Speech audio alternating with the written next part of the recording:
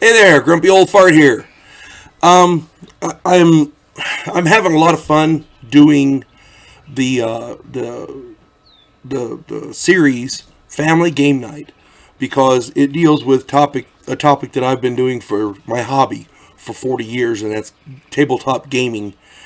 And I had to. I'm gonna take a break from that, but this is still connected to that because my friend Randy introduced me to these movies years ago.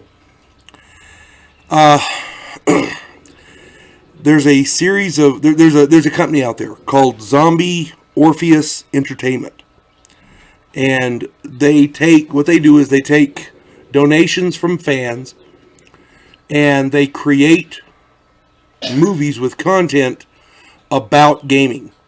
It's by gamers for gamers, and it deals specifically with tabletop role playing games. But they make movies based on these games. Years ago, they had a movie called Dungeons and Dragons, and it was pretty good. It was pretty big. It was in the theaters. A lot of big name actors, a lot of big name special effects, and it was pretty good. But it was it went over pretty good, I guess. They did some sequels to it, but they weren't well received.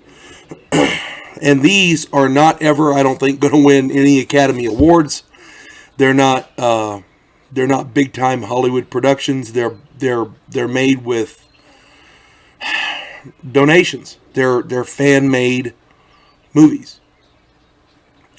The first three that I watched were, the original one was The Gamers, and it was from way back in the day, and it's a 45-minute movie. So, and it's the special effects aren't fantastic. They're cheaply done, you can tell.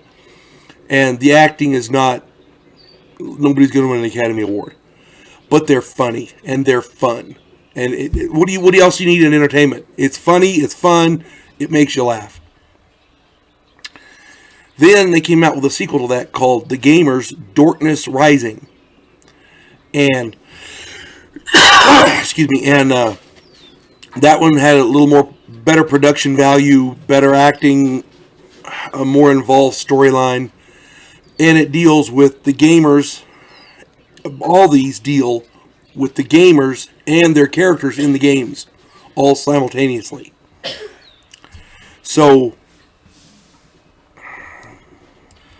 and these these movies are funny. They're all funny. They're all really, really good. They're well done. They're for what they had, they did a really good job. And these are people who love gaming, and they love it. They love gaming, and the plots are well done. In my opinion, the best one is the third one. It's called Gamers Hands of Fate, and it deals with a card game. It's not an actual role playing game, but it's a tabletop card game, but it's based on the sword and sorcery concepts. And it's again well done, big time production. They go to Gen Con with it. Gen Con is a big gamers convention they have every year. And again, these are really, really well done. And by the way, these are not the only shows that they put out. They put out a plethora of them. They put out Journey Quest, which is a group of, this is from the gamer's perspective, it's a group of D&D players who are running in a campaign. They're on a quest, and but there's it doesn't show the gamers. It's just the quest part. Then there's a short called The Pantheist Cleric, which this guy tries to get around the rules and make a really badass character, but he hadn't quite caught it through yet. It's just a one-shot thing. He hadn't thought it through, and it was he got more than he bargained for. Let's just put it that way. And at the end, he didn't want to play the character anymore. There's a show called Humans and Households. 3 short little, I want to say they're 5 or 8 minute clips. And what it is in the Advanced Dungeons and Dragons in the Dungeon Master's Guide. there's a little cartoon in one of the corners, and it's these guys dressed in armor and a wizard and all that, and they're rolling dice with papers and pencils. And one guy says, "What are you doing?" And the other guy says, "Oh, it's a great new game.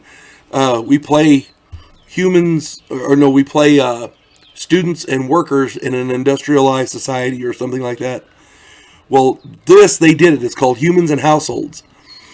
People from a Dungeons and Dragons world are playing in a game where they play modern day students and workers. It's funny. It's really funny. Excuse me. They have other ones. They've got Demon Hunters, where there's a group of people who hunt demons.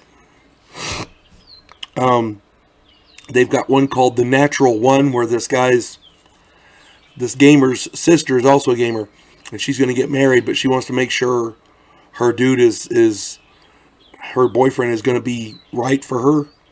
And so she calls her brother, and her brother brings a friend, and they go and they make sure he's, I don't know, good enough for her to make sure he's a gamer. These are fun movies. They're, like I said, none of them's going to win an Academy Award, but they're really good. They're funny and they're entertaining. And what else do you want in a show? Entertainment,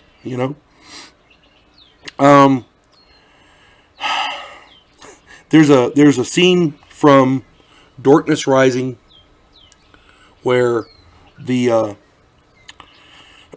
bard he keeps dying.